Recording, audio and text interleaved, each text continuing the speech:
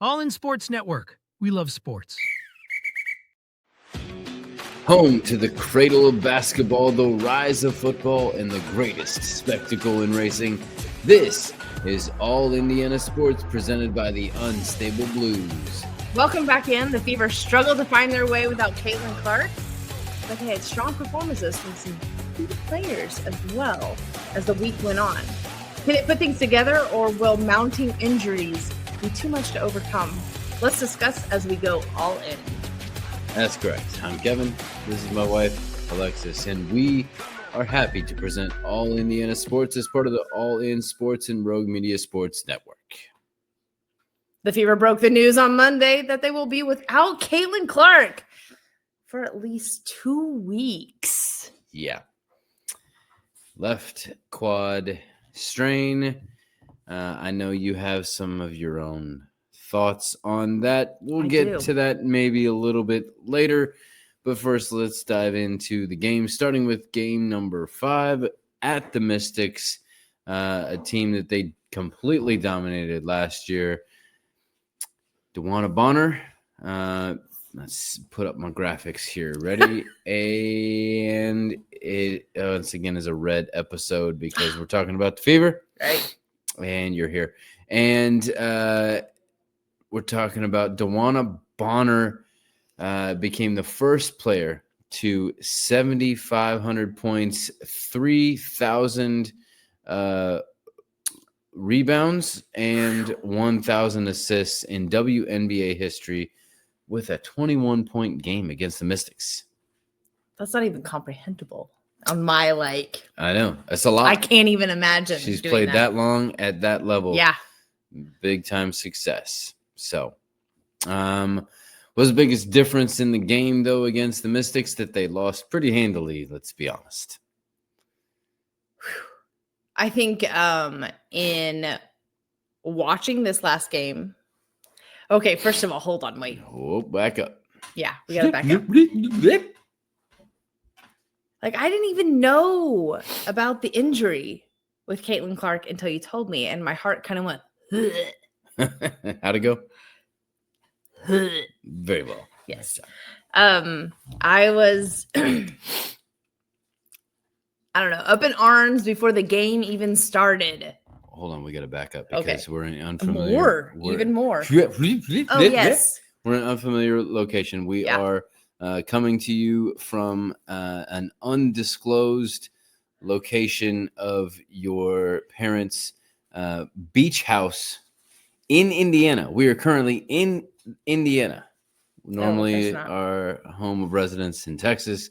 We currently in Indiana at your undisclosed parents. Can you say that one more time? In Indiana. In Indiana. Yeah. We feel very close to the Fever right now. Right? All in. Okay. Yeah. Very close to where the game occurred. Game 6 that we'll talk about here in a little bit. Going back to this game. I love Indiana sports, but the Indiana allergies kick my butt. They are. Poor guy. Okay. Moving on. Yes. Back to where we were. Mystics. Caitlin Clark. Whenever I found out that we were not going to be having Caitlin Clark, and kind of how I felt going into that game. Because I actually didn't know until not too long before the game that she wasn't going to be in. I didn't even know about the quad strain. Do we know when that happened in the game previous? It might have been in the game previous. Yeah. It might have been. It might have just been kind of like a rolling Liberty. injury. It might have been in the practice. Gotcha. So whenever I found out that the Caitlin was not going to be in, I think that automatically arms up in the air.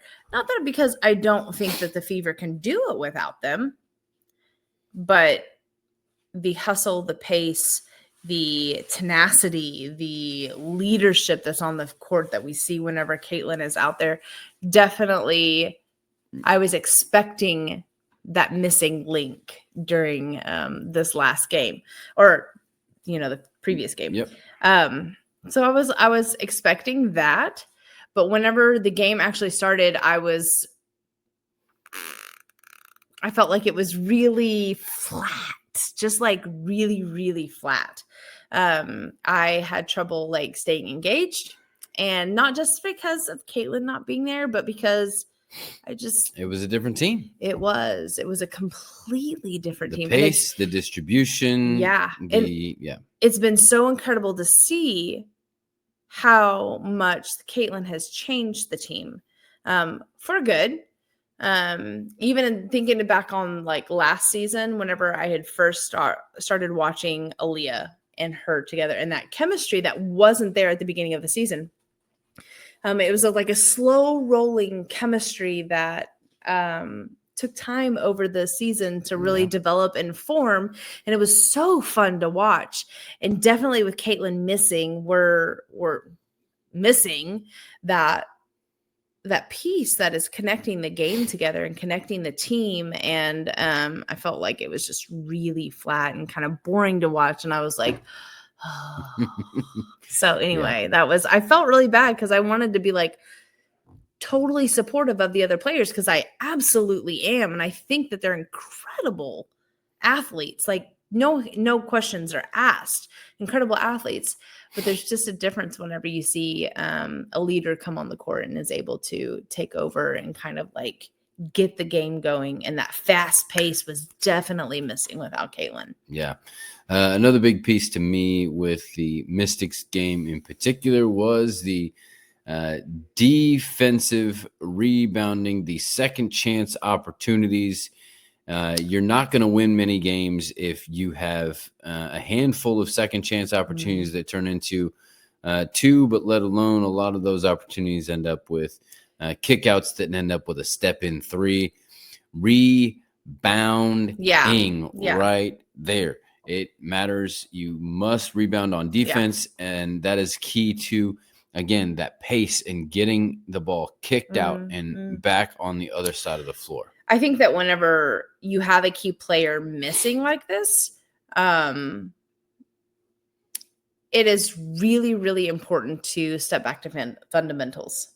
And while we may be WNBA players and above fundamentals and, past above fundamentals, but, like past that, but you have been a athlete at many high levels. Mm-hmm. Are you ever above fundamentals? No, because I think it goes back to that. When you have a key player missing on field, court, whatever you're playing on, you're missing a person who is a glue, fast-paced, like all of the things for the team. It's really, really important to go back to that fundamentals and everything. Yeah, always rebounding goes back, boxing out, like all of the things that they know that they're supposed to do back in the AAU days. We have to remember those things. You have to go back and you have to play hard. Like you have to play consistently hard ball to be able to change a momentum whenever you're missing a key player like that. Yep. Agreed. All right. So that takes us to game number 6 versus the Sun. This is Stephanie White's old team from the past couple of years, DeWanna Bonner's team from a couple past seasons. So a little bit of rematch. And also the team that eliminated the Fever from the playoffs this past year. So there's like, I don't want to say this is a rivalry game. It's not there yet, but this has the potential with the way things have gone to extend out to something like the Pacers Bucks. Something like that kind of like bad blood because of the history involved. And let's be honest, the similarity between Caitlin Clark and Mayberry on the Sun. Very similar ability to hit the three in situations and come up big in game ending clutch moments. Yes. Well, and I think they forgot how big of a key player she is. Especially without Caitlin. Like Stephanie White should not forget this. She coached her. Well, I think they just didn't really they didn't shut her down the way that I anticipated that they should be shutting her down. Moving back to DeWanna Bonner, I think she's an incredible athlete. And I said, I don't know if it's last podcast or whatever, but I feel like she can be a big key player Yeah. on the team. And I feel like she's coming into a different role. So I'm interested to see how that happens with Caitlin not being there. Yeah. But I've been a little disappointed because I wanted her to step up more. I wanted her to Bonner. I wanted Bonner to be a little bit faster paced. I wanted her to be a little bit more outspoken. I wanted her to be a little bit more of like a presence. And I haven't seen that. Who I have seen stepping up was Aaliyah Boston. Aaliyah Boston was really stepping up with her play and like leading the team in a way that I hadn't seen before. So that was fun to see her really step into a role. So it's been a lot of fun to watch her. But yeah. So they had a fast start in game 6 against the Sun. Really fast start. But they kind of hit a dip when Aaliyah had some foul trouble. And then they had a series of terrible things happen. Sydney Colston left the game with what they're calling a left leg injury. So I'm really suspicious about a big injury with that going out. It looked not great. Yeah, especially it was not contact, right? It was. She got rolled a up little bit. On. Yeah, she got saw rolled that. up on, and so but immediately grabbed for the left knee. Yeah. As we know, that is not good. We have a kiddo who tore his ACL. Yep. So Liam tore his. I know Liam tore his ACL. Talked about this. So before. Seeing that non-contact injury is a little hard for me to watch. Yeah. Sometimes I'm like, immediately with the knee, you automatically think meniscus. Yeah. Definitely. You jump to ACL potential. Yeah. So and then when they identify it as a broad, vague left leg injury, which means they haven't had the ability to go into the MRI and see what's really going on, which doesn't give a final. It doesn't usually work out so well. No. So that means they were without their 2 top point guards. And she was draining some threes. She was really coming to play.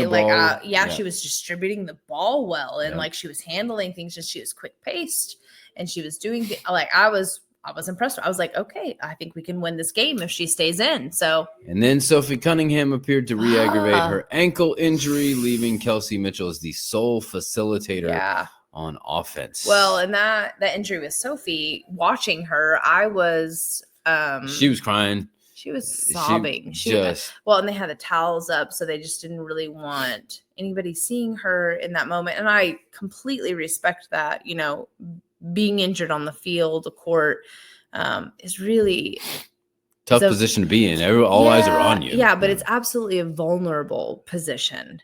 And things can be said in that moment, and you can react out of pain in a way that you maybe not normally would have. So, I appreciate this Gatorade towels and everything like that, but that also told me that's probably a serious injury that she's dealing with. Yeah, it doesn't help that she missed the first 2 games with the same ankle. She came out so dynamic.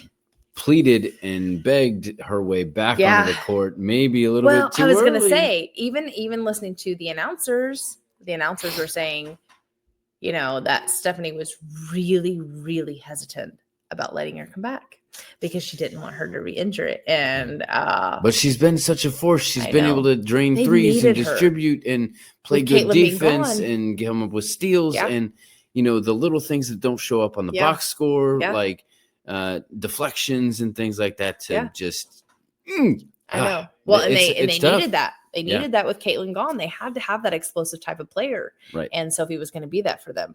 Yep. In spite of that, the Fever came up big in the 4th quarter with DeWanna Bonner hitting 3 3-pointers in a row and Lexi Hull hitting 3 from each corner. Yeah. But they came up just shy, losing by I was so 2 proud. points. I was really proud of them. The way they came back, the way they fought, the way they, came together as a team and were like, hey, we're going to do this. Even though they lost, I know it was 2 points, and I think they probably could have won and they should have won. But I got to give it to them, whenever they have their what's it called? Conductor, when their conductor is gone, because she is a conductor. Because I really feel that's a lot. I would say more general, but yeah. I I get think you. she's a conductor because she really, comes up with the plays and she comes with things out of nowhere. Yeah. Like I just think that she's a great conductor. But anyway, whenever that conductor's gone, that's Yeah. Yeah. So I'm gonna ask you again, same question I've asked you in previous episodes because this always comes up. Is this a moral victory? Losing by only 2 points at home. No. Sorry. This one, no. I don't. The last one, not either. Like, I know the last one is not a win either, but like, I was really, really disappointed in the last game. I think this game they could have come out differently. I think it took too long for them to figure out a game plan, is really what I feel like happened. They came out with a game plan that they thought would probably work, but in coaching, you never know how you're going to have to adjust that. And I just feel like Stephanie didn't adjust that fast enough for them to be a more dynamic team on the court. They're also giving the Connecticut Sun their first win of the season. Yeah. So you were playing an 0-5 team at home. Yeah. In a potential start of a rivalry against the former former coach and the former player and all this potential drama, and you lose by 2. And it was at home. Like they should have used that home crowd advantage. Tough pill to swallow. Yeah, it was. And they came so close. Like after all of that, being down by as much as 14, I think at one point, came all the way back just to lose by 2. It's tough. That's tough. I know. But they did have more of a balanced offense. 5 Fever players scored in double figures, and Howard and Dantes were close, and each had 9. So that's 7 total players that were at least within 1 point of double figures, that's Fever basketball balance. That's really great, but it's not enough. It's not enough. It wasn't enough. Enough. I love the balance play, and I want to see more people being able to bring more, stats to their resume, like them to be able to do that. But you have to win games to be able to get those stats. Yep. Well, to be fair, they were missing a player. I know. Is potentially, the best player in the WNBA. Oh, did you say that? Of course I did. Okay. I have no qualms about saying that. Okay. She's how many rookie records, how many WNBA records did she break in her first season? I know. And she's the quickest ever to do many of these things. Yeah.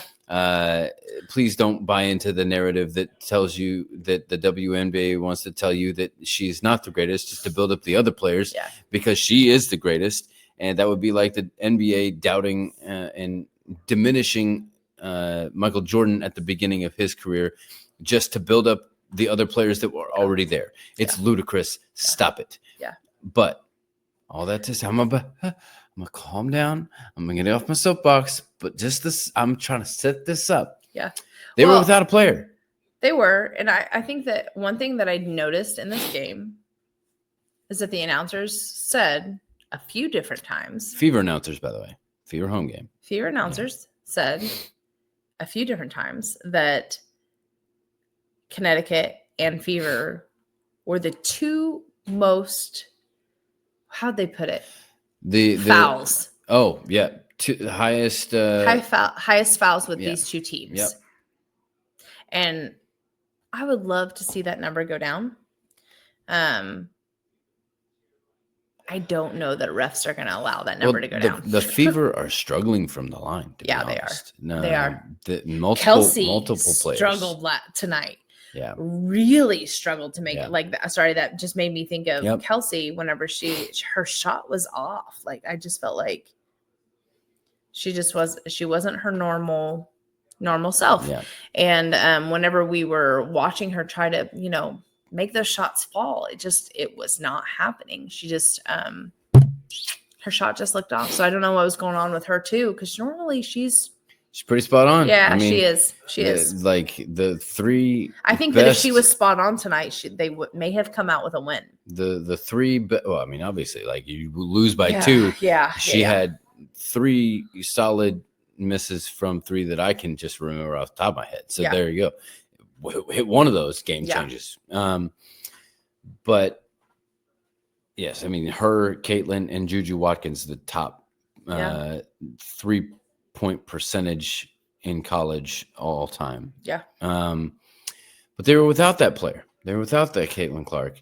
And I know in light of when and where some of this injury stuff happened, we sometimes do a segment called Kevin's Conspiracies, where I dive into a little bit of I see. the story behind the story that may be the story behind the story, but you don't know it because they don't want you to know it. I know you maybe have a little bit of this thought behind why and the surroundings and the timing of Caitlin Clark's injury. Would you care to explain, please, to close this out? Yeah, I don't remember. I'm trying to think. Okay. So I feel like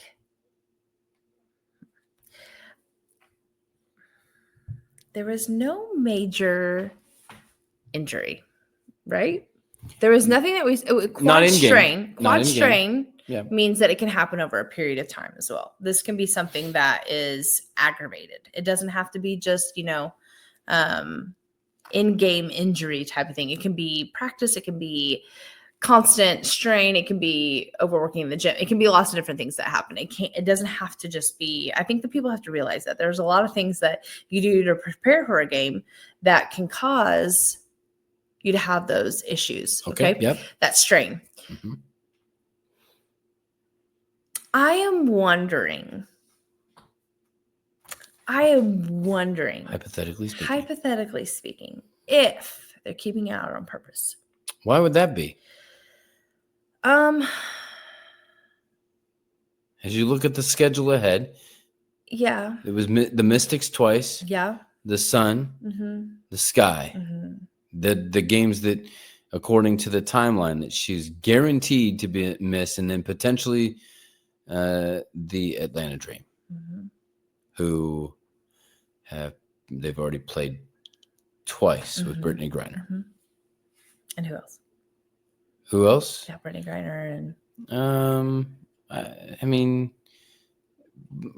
I think what you're really getting at is the Sky game, maybe? yeah. Well, no. I was talking about who else was on that. But no, I think that why I'm interested to see if this was a calculated move on the Fever's calculated event on the Fever's team because of who they're playing, who their schedule looks like, and things like that. If this is just a wake-up call a little bit for the WNBA to see about ticket sales, to see who's attending games, to see, hey, if Caitlin Clark doesn't attend this, then what happens? Like, what are our tickets? Like, all of those different things are kind of like a trickle effect. I'm sure that there was already a quad strain. That I'm not saying that. I'm just curious. I'm interested to see the difference. Do you know what I mean? The Chicago Sky moved their venue to the United Center where the Bulls play Mm-hmm. to, with But a if there's big no matchup. Caitlin Clark, Well, there's Angel Reese. According to Angel Reese, she's just as much, if not more, of the success of this movement. But if she needs to be the bad guy, she's ready to be that. yeah, and I totally get that, and I think that there are those scripts that are played. But like, I'm not saying that there's not scripts played. In order to be the villain, though, I think you may need to be a little bit more successful at actual basketball and making shots instead of getting your own rebounds and padding your stats. Well, this season she hasn't done that so much. She's trying to build out of that. They like, you just can did get a see win. They her- just did I get was a gonna win, to be say, fair. I was gonna say she is trying to pull out of that. She is trying to come out of that shadow that she is not the player that she's claiming to be. And I totally understand that. Come on, Angel Reese, let's see it. Let's see it. We're ready to see it. But she's not the player that Caitlin Clark is, and that's okay. That's totally okay. And I think that she needs to completely own that and move on with that and be the player that Angel Reese is supposed to play. And it has nothing to do with Caitlin Clark. It has nothing to do with Caitlin Clark. Angel Reese and her success and who she is should not dictate or rely on who Caitlin Clark is. That Well, should you be know a what? separate, She may have the perfect opportunity because the next game that they play, Caitlin Clark isn't going to be in there. No. So this is her perfect opportunity to let all the spotlight shine on, which is what she's her. been waiting for. It's what she's been That's waiting what she's for. saying, that this should be happening all the time. We'll see how it goes.